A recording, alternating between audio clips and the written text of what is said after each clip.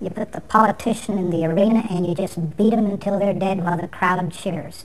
And somehow it's entertainment, it's news. Well, I think Irelanders are awfully tired of it. And I'll have to be honest, so am I.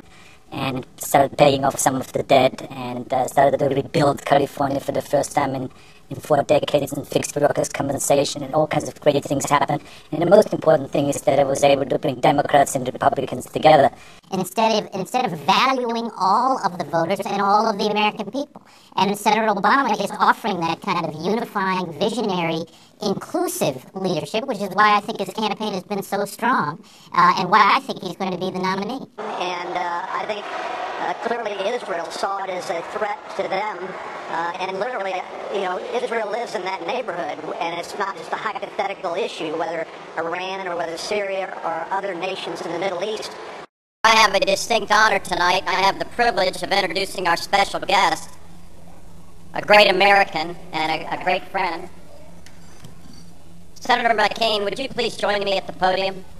This isn't about an oil company making profits. This is about having a supply of energy for America where that we are as independent as we can be from foreign ownership of oil. Well, first of all, I don't take second place to anybody in my desire to stop those that attacked us in 9/11 and anybody that works for them or tries to achieve these horrible acts against the American people.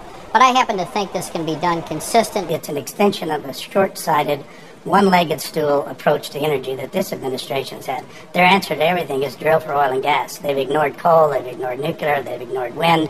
So it took a lot for them to step up and say, yes, we think there is something wrong with this decision.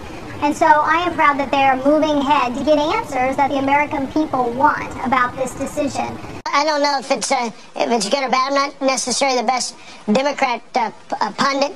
I am focused on ensuring that we nominate a candidate that will change Washington. This is the big issue staring at the country, these gasoline prices. And you're going to have a difference of opinion between these two candidates on that.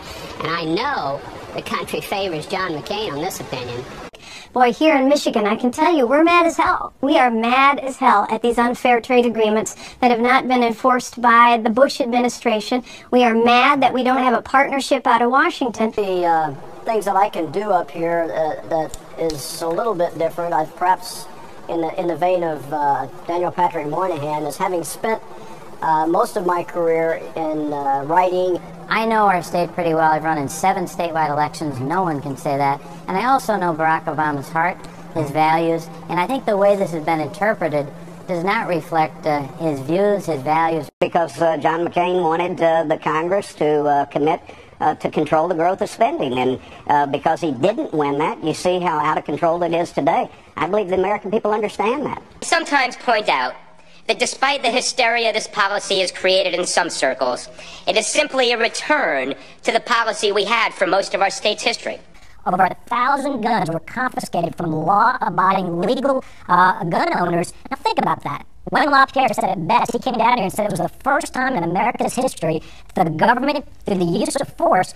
And the history of Eliot Spitzer and my relationship with him and what I know about him are completely at odds with what is been revealed today. It's pretty shocking. People are listening to his message. People understand what a great leader he can be, and the votes are following that reality. And so I heard in that tone of voice and in her selection of words just real frustration.